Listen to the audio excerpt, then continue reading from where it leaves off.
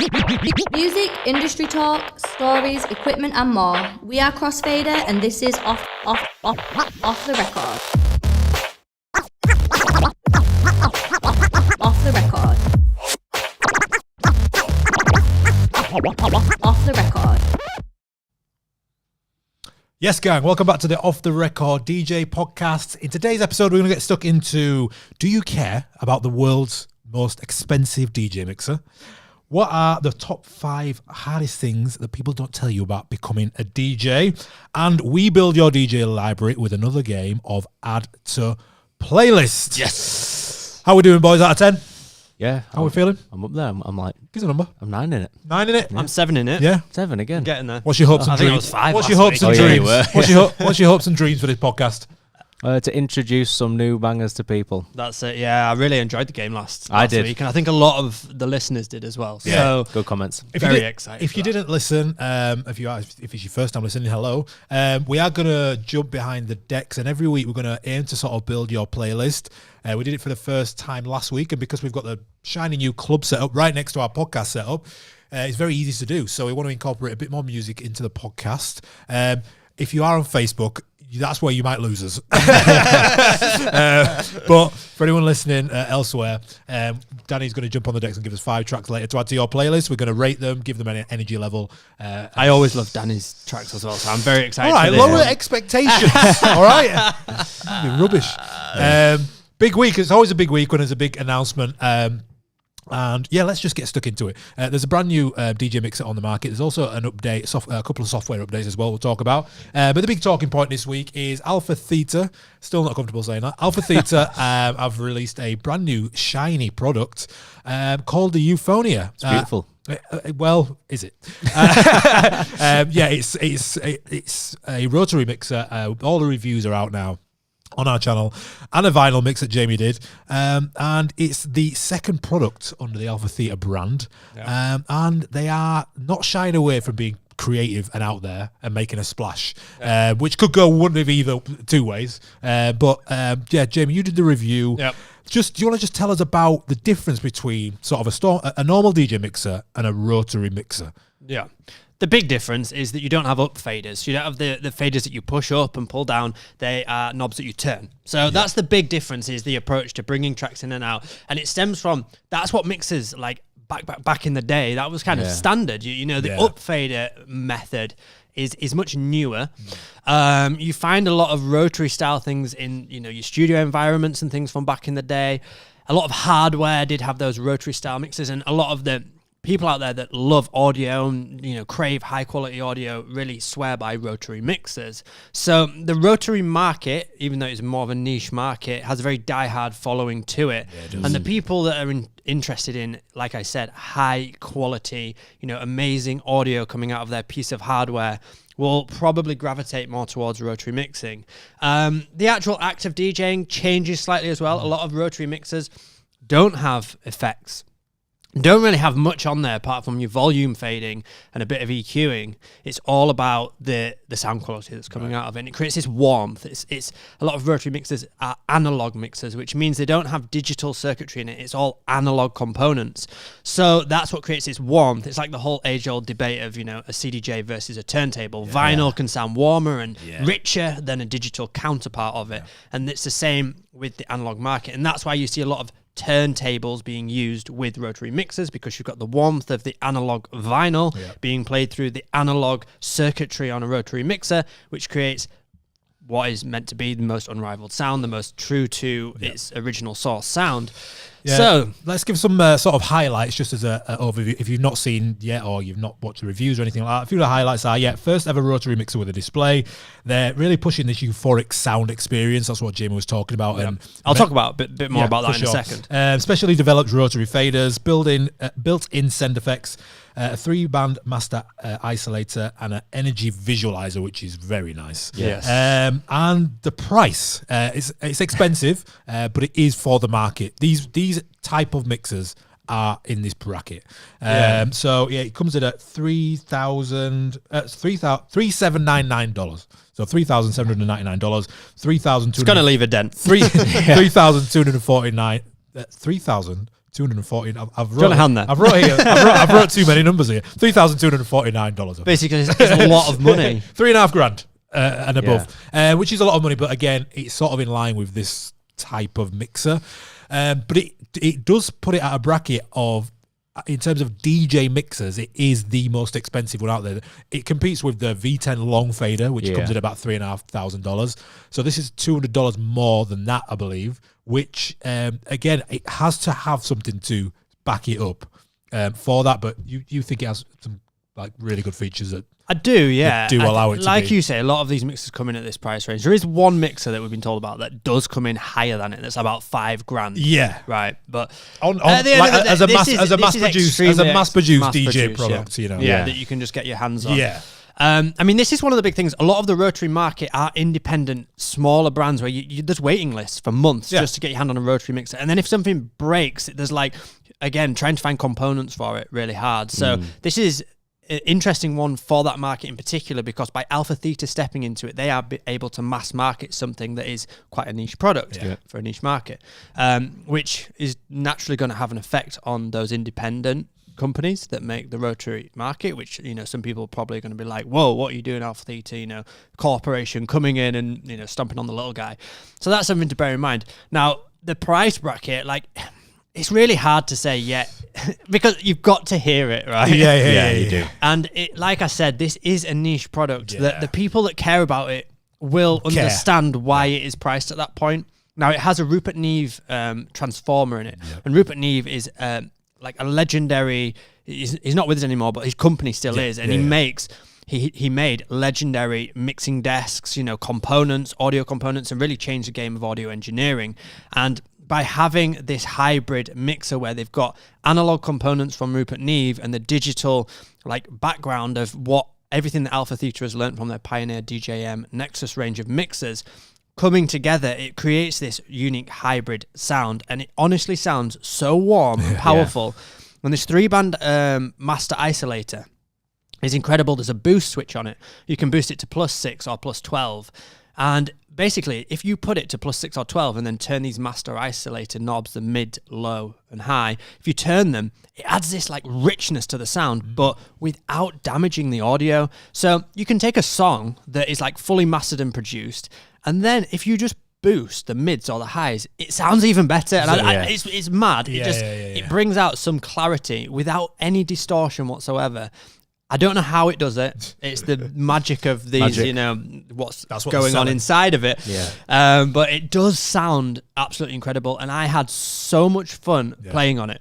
So you did a vinyl mix? I did. Yes. How was that? I dug through a load of my old records. We don't put many vinyl content on the channel. No. So if that's your thing, guys, go to our channel now on YouTube and just watch the vinyl mix that Jamie put together in our new shiny Club Boost setup, and let us know what you think. And if you want more vinyl content, let us know, because we will happily do that. Yes. Just to go back to it, a few firsts, like you said. There are effects on this, which I think helps bring across some of that audience that are maybe used to the more club setups, that are used to, you know, send and return effects. Okay, we've got that on a rotary mixer now, so that might bring some of that audience over to this mixer, which is really exciting. The effects sound incredible. There's this energy visualizer on it as well, which is basically like your EQ waveform. So you see all the, you know, the bouncing waveform bouncing around. And there's an analog display. It's a digital display, but it's got the analog looking what would you call it? Needles. Yeah, it's like a needle. Bounce up and down. And there's 4 channels on this thing, and you could have 4 needles, and they all bounce around, and it really helps you visualize like the levels in the music. And it's really intuitive. Honestly, I had so much fun playing on it. Would I spend that money on it? Probably not, unless I was literally going to be like, right, I'm done DJing in clubs. I just want to DJ at home for myself. I'm going to get some, you know, I'm going to spend a load of money on this. If I've got that disposable income, then yes, I would, because it just takes it back to that, the raw essence of DJing. Absolutely. It'd be interesting to see, because that certain moments in time, certain DJs, certain sets bring technology like into the public eye more. So if a thing like this, which is very alien to your average DJ, let's just say, next year at Coachella or one of these festivals, there's Carl Cox Using it, yeah. or one of the big DJs, Fisher or something like that, using it. There'll be a lot of beginner DJs, new DJs, a bit like when you see Fred again bashing a machine. Yeah. And people are like, I want to get into that because what is this? This is new. I've never seen this before. If you see one of your favorite, like Fred again, if he's using one of these in like a year's time, it might bring that whole rotary experience to a bit of a more mass market, and there might be like a cheaper version available. The AlphaTheta put out. But interesting to see where it goes. What happens to it? There's one thing I don't like about it. What's that? Rose gold. You're not into rose gold. No, I'd have preferred silver. Silver, yeah. Would you? I don't mind the rose gold. I just think it's one of those things that it could age quicker. Good rose Yeah. gold, I'm like into it, comes in and out of fashion sort of thing. But on the Opus Quad, the rose gold looks gorgeous. Yeah. I'm not fully sold on it there Oh, either. okay. So, See, this is the thing. yeah. Well, Aesthetics-wise, I'd have just liked it to just be like raw. Yeah. Raw. I like it. There we Classic. go. What do you think, Raw guys? material. Let us know in the comments. We are live, by the way, guys. We love interacting with you guys and asking your questions. Hello to everyone that said hello. If you have any questions at all, we love to favorite your questions. What do you think about this new controller? What do you think about rotary controllers in general? Would you try this if this product was, $1,000? Would you consider replacing your current setup for one of these Euphonias? Let us know what you think. What do you think about the price tag of it? I think that's the biggest. That's the only thing that lets it down for me. Well, it's interesting where sort of AlphaTheta go, because so far they've not released a straight up DJ product that every DJ can sort of use. Yeah. Right? You've got Omnis Duo, which is again a very niche market of people who would like to take it out flexible. You're not going to use it in a club, are you? Really? No. And then you've got this, which is super high end. Top 1% of DJs who will put it on a rider. I'll have it in their nice bedroom in Mayfair in London. Yeah. So far, everything Alpha has put out has been top end. Like, they are very premium. niche, very niche, Yeah, but experimental, which we like. I like pushing the boundaries. But it would be nice to get a slam dunk from them, which is like something like Flex 10, but for every DJ that can be used in clubs. Yeah. And let's just see what that next product is from them, or if they double down on this experimental phase and just go, oh yeah, here's a $10,000 mixer. Next. But look, this is off the record, and I spoke to AlphaTheta is Pioneer DJ, right? it is, yeah. All the same company, like they just yeah. changed the brand. So they said that this mixer has been years and years in the making. Okay. It's something that they wanted to do a long time ago, and it was from when the V10 was announced and released. Right. So like 2020. Because they released the V10 and everyone said, oh, can we get a rotary version of this? Yeah. Like, can we get this as a rotary mixer? And they heard that and they were like, right, okay. So that's when the long fader came about, because they basically said they couldn't adapt that into a rotary mixer. There wasn't enough space on it. It was too cramped. Right. It needed to be a whole new product, but they made the long fader version, which made, it tried to be like sweeten it. It tried to sweeten it for the market that were crying out for it. So they've had this in the pipeline for a long time, and I think this is where they haven't known how to bring it to market. And now that they've changed to AlphaTheta, they've gone, well, this is a good product for us to try with this new brand, and and I think that's why it's come about at this stage potentially. But it has been a few years in the making from what I heard. Yeah, so you can go and check out full review on our YouTube right now, and the vinyl mix as well. And if you like the vinyl stuff, do let us know, because we would like to put out some more vinyl stuff. So yeah, let us know what you think of it. And yeah, we are going to talk about some of the hardest things about being a DJ, what they don't tell you at the start. So we're going to list about 5 or 6 things, hard things about becoming a DJ. If you've got any off the top of your mind, put them in the chat, and we'll get to your suggestions. There has been a couple of other software updates and announcement. Engine 3.4 has landed. And one of the standout features on Engine DJ's latest update is the addition of Bluetooth capabilities for supported devices. So now DJs can wirelessly play audio from a Bluetooth-capable device on their supported Engine DJ hardware, which is pretty cool, which is pretty sick and needed. A lot of people have been... I was looking at the comments, and people are really buzzing about this. So yeah, key features are... assignment to any individual hardware channel on the main audio output, assignment to layer A or B on their SC6000s, Bluetooth transport controls to play, pause, track skip, and use the touchscreen or hardware controls when connected to a compatible Bluetooth device. So yeah, that's the update for Engine 3.4 for any of you Engine users, you dead on people. And there's also been a minor update to Recordbox, which now has the DJ Rev 7 compatible, which is pretty cool. Yep. We need Nice. a Rev 7. If you're listening, AlphaTheta, send us a Rev 7, please. Yeah, they're the software updates. So let's get stuck into some Reddit drama this week, which is all about the hardest things about being a DJ. Reddit drama, it's all over the place. People arguing, fighting, all up in your face. Reddit drama. Reddit drama. Jamie's just downed a whole massive croissant and he just said he's hungry. I didn't have my second lunch today. That's the problem. Right, guys. Shout out to Mikey Lyon on Reddit. I've realised that a lot of these Reddit people listen to this podcast Yeah, now. apparently so. Yeah. I had no idea, and then we started getting comments, and I'm like, "Oh, you actually watched this?" We've been going hard on the Reddit dramas, so I might go a little bit easier knowing that you watch. Because Shout out to the Redditors. if we get cancelled on Reddit, it's game over for us. So shout out to Mikey Lyon. He has basically literally gave us a whole podcast episode here in this post. It's a really good one. It really touched the nerve with me. We are now experienced DJs, and I think that there's a lot of experienced DJs listening to this podcast. I would say that the majority of people listening to this podcast have been DJing a while, probably. Yeah. So there's a few things. The post is called "The One Thing They Don't Tell You About Being a Pro DJ," and he's actually listed 6. So there's a few things. Let me start off by saying this is from, like I say, Mikey Lyon. In my 10 years as a touring DJ, I've noticed the importance of good mental health is always overlooked, especially by aspiring DJs trying to make their dreams a reality. Pro DJing is not a career for the mentally weak. Every touring artist across all genres of music and art forms will at some point struggle with their mental health. It's nature of the job.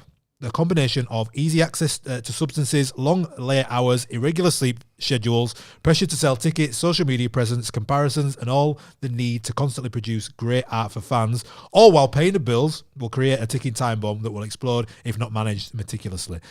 So some of the points that he's made here are to sort of help you navigate that if you are. And I want to talk to like the resident DJs who are, working 4 or 5 times a week. Yep. All the DJs who are doing, a couple nights a week and a job as well. So let's first talk about sort of self-care being like non-negotiable. And what I mean by that is when I was in the thick of it, it is easy to, stay out late, have, a few drinks, you're playing 5 nights a week, and then you wake up and then all of a sudden you're just back into it again next day. Yeah. So it is hard to sort of detach. Now I'm a bit more older experience. It is a bit more easy to be like, okay, let's go to the gym, get your 8 hours, that kind of thing. But if you're getting in at 5 a.m., it's not easy to sleep until 3 p.m. No. It's just not how the body sort of works. But there are, things that you can be doing that is not, going out 5 nights a week and, drinking every night, even if it is like, I used to just have like, a couple of drinks here and there. Like, I didn't realize how much that does affect you over time. Yeah. Do you know what I mean? As opposed to being like, I'm just not drinking at all. Like, Yeah. I had to be, it was either I was drinking or not. Yeah. Because I'm one of those people that after a few drinks, it fuels me drinking more. I'm very bad all at being in. able to, exactly. I'm very bad at like being able I'm to the same. oh, I'm fine, just a few drinks. Like it fuels me wanting more to drink and, Yeah. and to turn it into a party. So. Yeah. I just think, trying to get some sort of routine that prioritizes healthy living and eating after work is like one of the no-goes. What's weird, so me and Jamie have this fitness app, don't we, call it's a Whoop basically, right? It's an advanced fitness tracker, and it tracks this thing called HRV. We won't go into the technical thing of it, but we've noticed that when we have a late meal, it affects our sleep and you don't even realize it. You're still asleep, but the quality your of body's sleep, working hard to digest. yeah, so your So body's eating while you're asleep, so it's not, you don't have the tools to have a really good deep sleep for you to then bounce back the next day. Yeah. what I would have loved when I was working 6 nights a week is for someone to tell me to start doing just a bit of breath work. Okay. Straight after a gig. Oh, to switch off from the adrenaline. Yeah. Take a Using moment. a calming breath work to bring that adrenaline down and to calm you down before bed. Yeah. I wish someone had introduced me to breath work at that stage in my career. A lot of DJs, I've said it before, aren't we? A lot of DJs just sit in their car. Yeah. Oh, absolutely. Yeah. done it before? So many times. Yeah. So I'd say research box box breathing, box breathing, breath work. yeah. Wim Hof's your guy for breathing. Yeah. Wim Hof's your guy. Self-care, like, you know, eating healthy, going to the gym. Like I say, if you're not sort of like super active like that, but the eating after work is like just something you can, like, I would just tell you to stop doing. I know it's not easy because you are starving. You burn so many calories DJing in a 5-6 hours. You even if you're not like a, you know, hands in the air sort of DJ, you just stood up, you know, moving, you know, you're burning like 500-600 calories probably on some nights, not even thinking about it. So no wonder you're hungry. You're probably dehydrated, especially if you're drinking.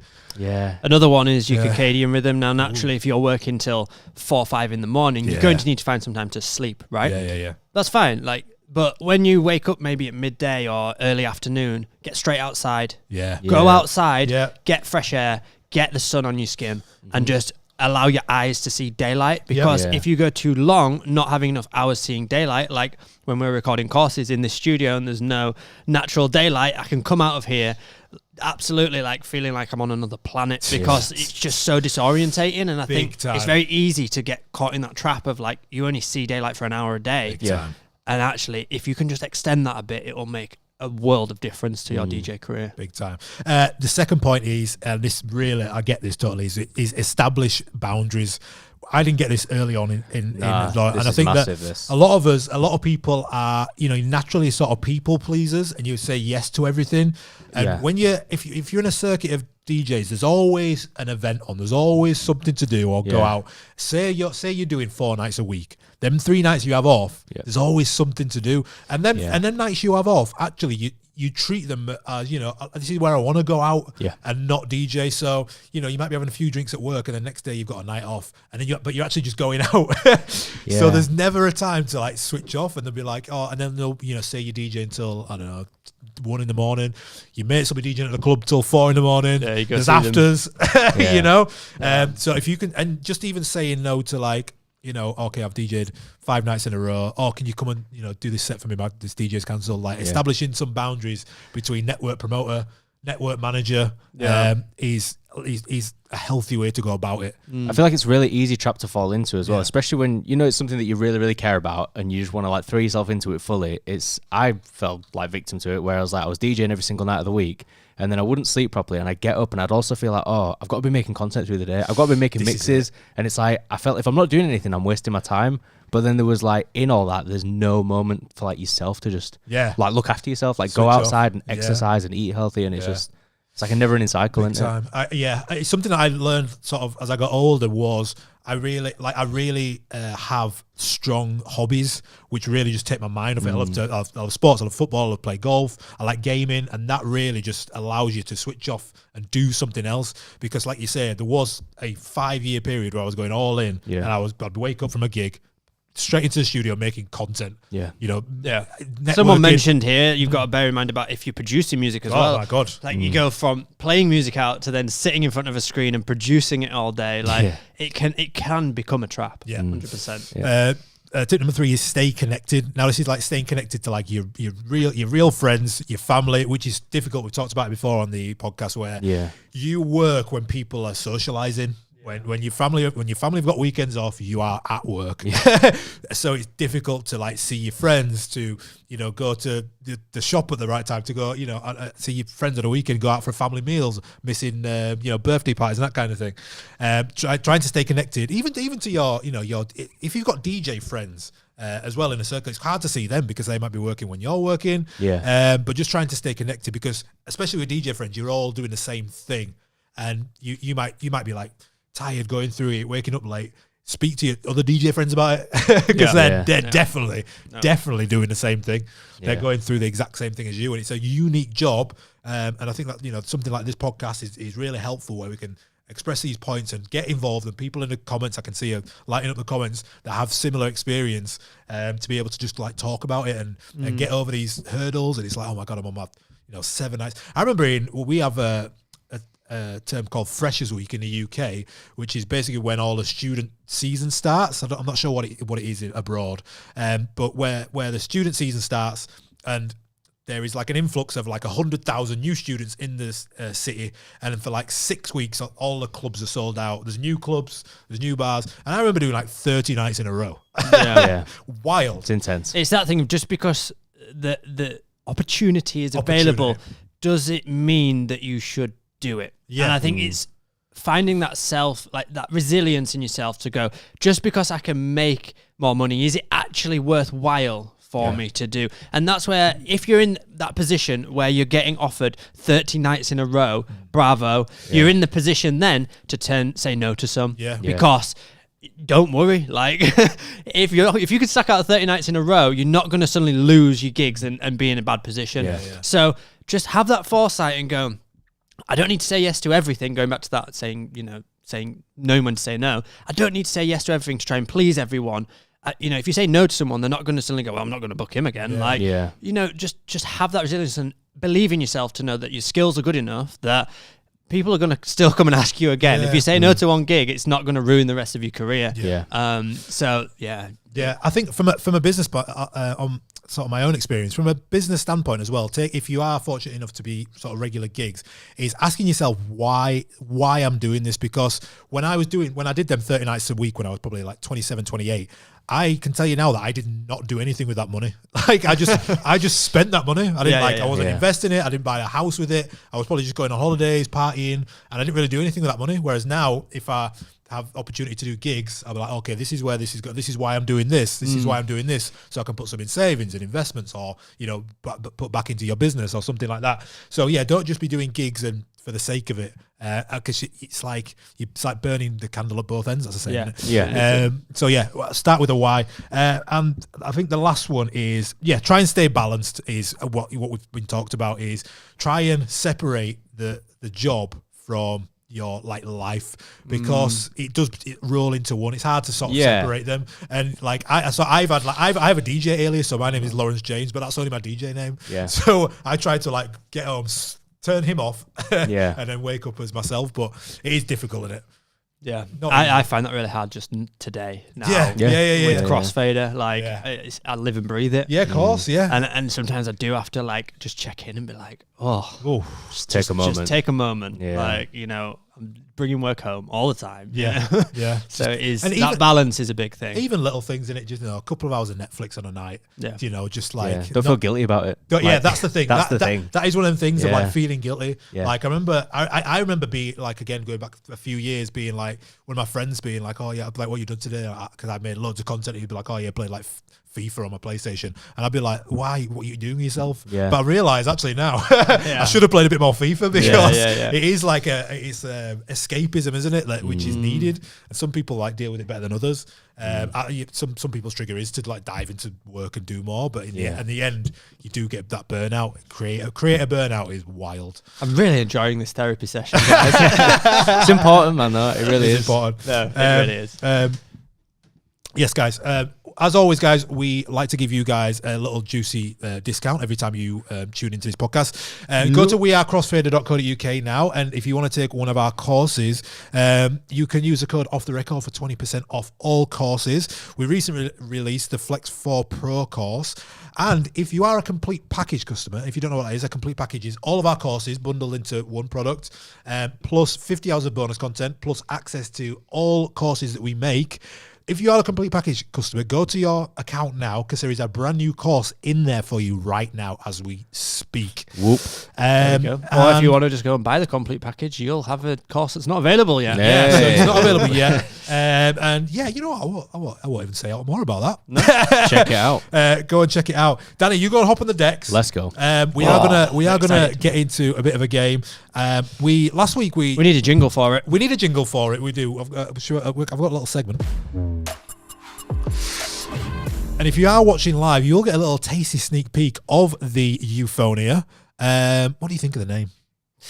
Yeah, so when I got it through on the press release, I was like, Euphonia. Are they trying to do a play on Euphoria? Because I feel good. And then when I got the actual tell them what it is. Tell them what it means. Document through, and did the press release chat with them. It's actually to do with a genus of bird. It's to do with a bird. What was it? It's something to do with a bird song. Right. It's something to do with some bird, so it's nothing to do with euphoric or anything like that. No. Something to do with the sound of a bird. Which I is, think and we if you should- look at the A of the Euphonia, it's supposed to look like a bird or something like that. But anyway, do you like it or don't you like it? Let us know. Shall we read it out? Where is it? Here?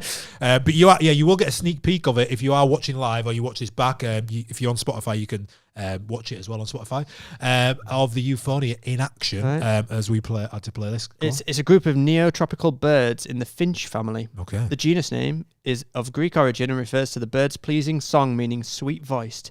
The U means well or good, and phone means sound, hence a good sound. Euphonia. Euphonia. Just sound like a spiritual retreat. Oh, man. Guys, we are playing our new game called Add to Playlist. You seemed to like it last week, so we'll do it this week. And our aim is to build your library. We're also going to sort of we always get asked, what genre is this song? How do I categorize a genre? And you'll see from this game that a genre is personal to you. There are obviously some sections, some obvious slam dunks, but you'll see that me and Jamie are going to talk through some of these tracks. Yep. We're going to decide what genre they are, what folder they're going to go in our playlist. We're going to give them an energy rating, and then maybe like what time we might play this in a set. And then we're going to either add to playlist or we're going to ditch it and put it in the bin because it's trash. So Danny's on the decks. I am. Can you hear me okay? We can. You seem to have a bit of a feedback. Is that? Am I on the right thing? Am I on the right? Is that this? This one? This Be the one? one Is it with this the one? phone. Yeah, I think Yeah. It's fine. We're good. Let's just roll with it. Okay, so Right. I've got a couple. Well, I'm not going to categorize them. I'll let you guys decide. But let's. Should we start? Yeah, go for it. Yeah. Are you ready? Go. Okay. I've Bit of done Fred. it. Oh, Fred. Is it a remix? Yeah, it obviously is. Yeah. Oh, excited. It's giving garage, is it? Oh, let's see. Everybody. Add to playlist.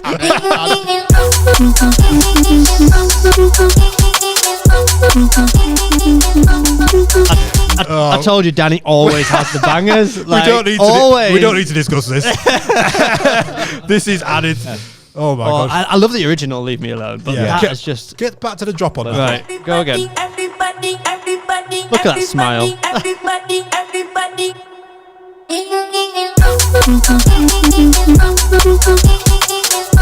It's disgusting. Right, what are we thinking then? So, Energy level 5.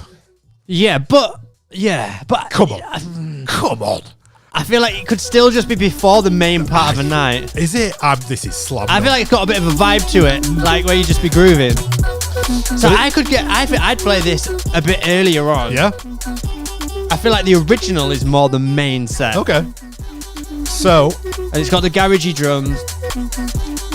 genre, we going. I put bass this, and garage. I'd add this into my garage playlist. Yeah. I'd also add Bit it in. bass line. Yeah. I've got a folder that's just entitled like Boiler Room, Yeah. which is like not one specific genre. It's just like a lot of like bassy edits, where this would definitely go in. What is the track? What is the? Oh, so the actual track is Fred Again, So it's Leave Fred Me Again, Leave Me Alone, Alone. but it's an edit by Hamdi, who he Oh, Hamdi! Oh he's my killing god, it. Hamdi is the guy. If Yeah, you like check bass him house, out. if you like dub, if you like UK bass, yeah, Hamdi is the guy. He's the guy. 100%. Right, ready for Well, I this? enjoyed that. Wait a minute, have I- Added to what- playlist. do I have it? Is that yes? Yes. Added Cool. to playlist, and that I'm playing that tonight. Yeah. We will also supply the track list as we do every week in Discord, so will. check it out in there after. Just leave your USB in there, Danny. Right, next one. Are we ready?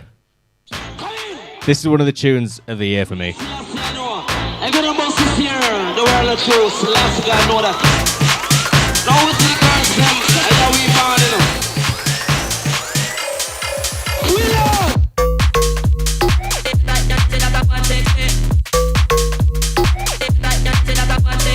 What are we thinking? I'm gonna struggle to put this. Play a bit more. This is. Oh, See, oh yeah, what would you class it as? This right. as a genre? Well, This is a tricky one. So I'm going bass house, but it could also go in like, I can only think of bass house for me. Yeah. In this section, it's too fast and energetic for house. It's not going in my house playlist. But again, I think it'd fit in that garagey vibe. Even though it's not garage, the structure of it is garage bass folder. Yeah, yeah. that. Again, my sort of boiler room folder. This is going in. And I guess this is a folder where I can't really categorize what it is, but it's going in here. It's going to work. It's like a unique. You know that it's going to get a reaction because it's so unique. Yeah, energy. That draw. 4. Yeah. Early doors. If we say peak time is 2 a.m., I'm going in about 1 a.m. with this. You reckon? Just play a little snippet again, Donny. A little snippet.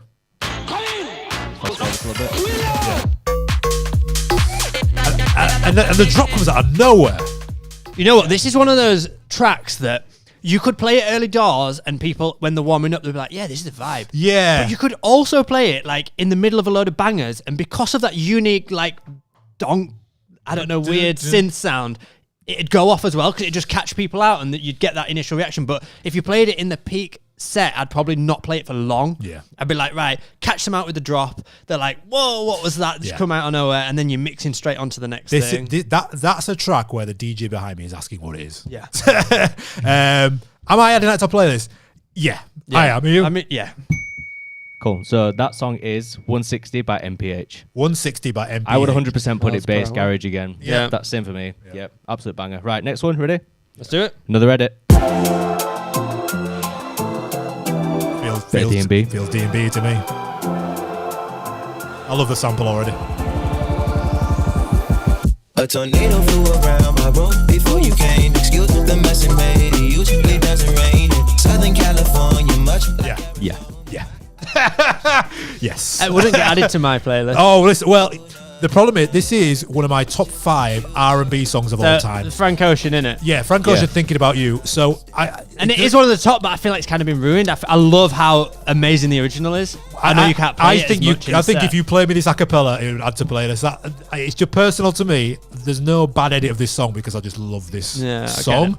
Where I don't know where I'd play it though because it's drum and bass. It's set in the drum and bass speed, right, in the BPM.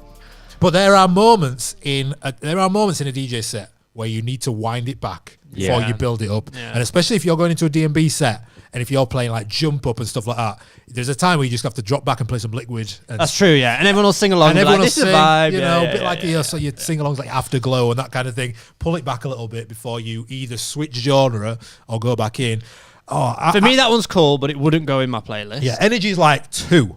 Yeah, chill. Yeah, this would go in my car. For it's sure. A switch for me. The only thing that I would add it to my playlist is because I love this song. Would I play this in a club where I play personally?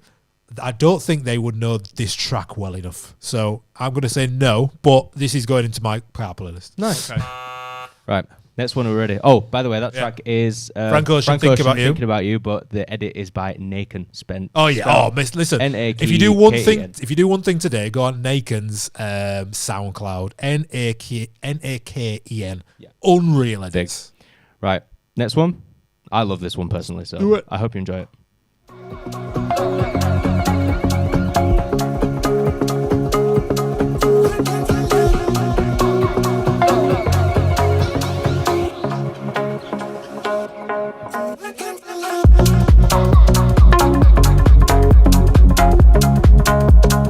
What we're saying? I'm thinking deep house. Deep house. I'm thinking deep house. A little bit of tropical vibes in there. Yeah. Deep house. Skip.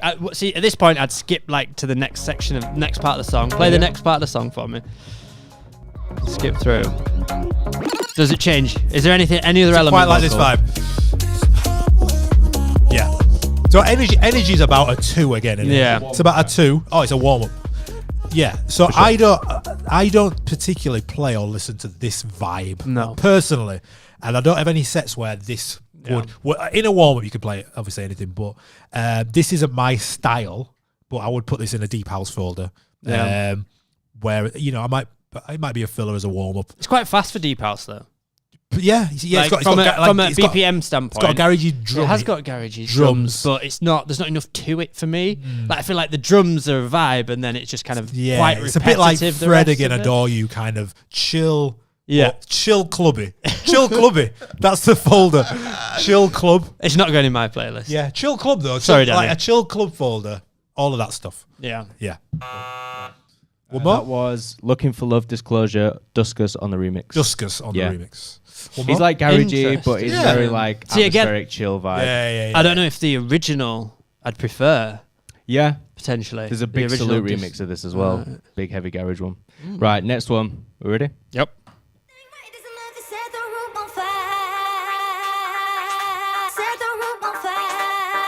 I'm liking this. I absolutely love this song so much.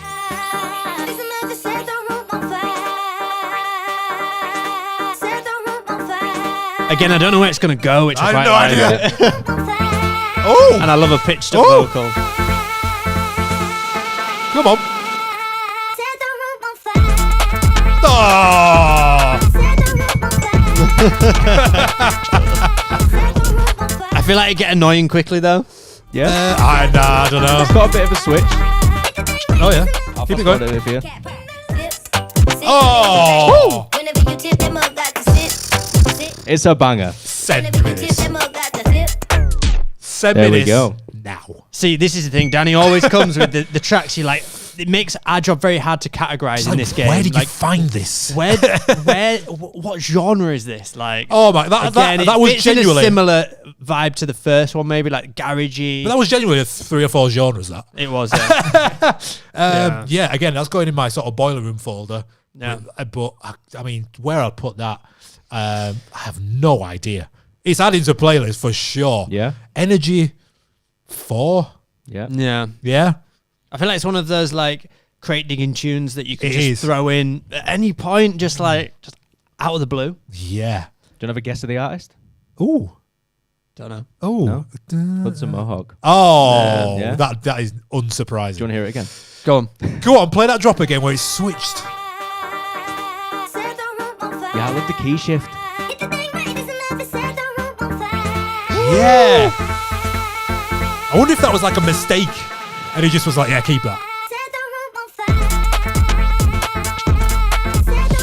You know, it's interesting you said Hudson Mohawk for that because it like just going back to what genre it's 5 genres in one. That's like what he's known for. You know, he's constantly like Totally. crossing genres together and Totally. manipulating them in a way that just creates a whole new sound. So really cool. Yeah. Very cool. I think, Nice. yeah, I think they're all going. I think- apart from the Frank Otis one, they're all going in sort of garage / bass. Yeah. Like yeah. folder. I think that would go in my playlist. That is in my playlist for sure. Yeah. I'm playing that tonight. Facts. Nice. Facts. Good job. What's that one called again? That is Set the Roof, Set the Roof. Hudson Mohawk, Hudson. and Nicky Nair. Hudson Mohawk. Hello. All of them track lists, guys. If you want to head to our Discord, just search Crossfader Discord, and we'll put all of them in the little podcast section, which will add all the track lists in there as well. If you're watching back on YouTube, we'll stick them in there. We'll stick it in the comments as well. Hope you enjoyed that. Let us know if you're feeling that game. We'll bring different energy, different vibes every week. Each one of us will bring in some tracks every week and test them out and see if you like them. But yeah, hopefully you like that game. We're enjoying it. Enjoying bringing a bit of music to the podcast, because if you are on Facebook, you're probably not here anymore. Sorry. Let's have a look. Let's have a look. Yeah. Oh, we're it's still there. there. Oh, it's because there was all edits. Shout out We all got- 9 of you, 10 of you. we got- one more. we got kicked off Facebook last week as soon as the game started. Cheers, Mark. Have we got any questions? I've got a good one if you haven't. Have we got any questions about it? Rufus said, "What mics do you guys use?" And he said more like when we're out and about, so in the club, like Oh. what mics are we using? The classic SM57, isn't it? Shaw SM, is it 58? 57, 58. There is Shaw both models. basically. Shaw but- SM 57 or 58 Yeah. is the go. It's like a Sennheiser HD25 for headphones. Yeah. Yeah, that is just the only one. Go-to. I think the only one I've ever used. I think. Just going back to the Euphonia, someone said I expected to hate the Euphonia, but learning more about it has made me like it quite a lot. Never mixed on a rotary, but I'd definitely do if I had the chance. I think that's what it's going to do. Yeah, and Yeah. I think, like I said before, if there was a bit more of a easy access into this market, it might be a bit more popular, or somebody just needs to make it super popular. You know, Just need James hype on it. get James hype on it. Yeah. Pratik said, "Can you please suggest a couple of routines or good habits for someone who wants to learn mixing?" So just like some drills, some habits. What can we do to like start learning how to I like mix? I like first of all, I like the frictionless element of it, where where you have your setup somewhere where you don't have to plug it in, where you can just literally press on and it's ready to go. Because that is one of the barriers. First of all, is being like, I've got to go upstairs, get it out of the box, plug in the wires, connect it and everything. It's just a nightmare. So if you can have a setup ready to go, that is a big hurdle. I always go back to, I've said it multiple times on the podcast, but narrow your music library down. We have access to millions and millions of songs now with streaming services. If you're starting as a DJ, you suddenly have 1 million songs. It can be overwhelmed. Yep. So narrow it down. Find just 10 songs that have nice long intros and outros. They've got a good strong beat to them, so you're not just picking a radio edit that starts with a vocal. Find 10 songs that fit that criteria, put them in a playlist and mix them over and over and over, back and forth, and just work on them and just work on that repetition of practicing just beat matching, mixing, and then just slowly introduce 1 or 2 other tracks, or pick another set of 10 tracks and do the same thing again, do them in different orders, and that's something I'd always recommend going back to doing. We've got a few more. Amazing. Let's go. Hardest thing about DJing is being consistent. Do we have any tips for that? Oh my God, yeah. I mean, in all areas, that goes for everything, right? So it goes for practicing, goes for making your content. Yeah. It goes for anything really. Consistency is the thing that will separate you from different levels. Somebody who can post every day will probably do better than someone who is trying to perfect a post for 3 or 4 days, posting it, sitting on it, and start. If you can commit to anything for 30 days, you'll see the benefit of it. Whether that's practice, whether that's networking, you can set yourself a goal of like messaging two new people every day in your circuit, like a manager or a club or a bar or a restaurant or whatever it is. You can set yourself a goal of uploading every day to TikTok. You can set yourself a goal of starting a TikTok account, uploading once a day, and then when it comes to practicing, you can say, right, I'm leaving Netflix for a month and I'm just going to go an hour every night or every morning to practice. 100%. I think utilizing a calendar as well. So use a calendar outside of whatever platform you're promoting on or doing whatever you're doing. Have a calendar and you use it. So I swear by my calendar. There's many out there. You could just use standard Google Calendar, the Apple Calendar. Notion, for example, is really good because you can combine notes and a calendar and all sorts. So plan out what you want to achieve in a month, and don't try and fill every day to start with. Like, just be like, okay, what can I do 3 days a week of something? Actually put them in the calendar of like, I want this to go out this date, this to go out this date, and then something else. And then try and batch it together and think, okay, in a month, if I make 4 little quick routines, that could be 1 routine a week for the next 4 weeks. So that's a month's worth of like routine content. And then it's like, okay, I need to do like an image post about something. I just need 4. And then I've got a month's worth, and just batch each and think, okay, 3 of them, 3 different topics, 4 of each. I've got a month's worth, and repeat that. And then try and add more. Once you're on to the cycle, go, okay, I'll do 4, 5, and then fill out every day eventually. So calendar's massively important to map out what you want to do. And if you need to stay consistent, that is literally why the How to Get Gigs course was created. If you need help being consistent, making content, just go to wearecrossfader.co.uk and check out the How to Get Gigs course. If you need to be consistent in learning to DJ or bettering yourself, then there's loads of courses, over 25 courses on there. All different genres, all different equipment, all different software, and a brand new course coming next week. And if you want 20% off any of those courses, you can use the code Off The Record. We'll leave you there because Jamie needs to go and get his 3rd dessert. We'll see you next week.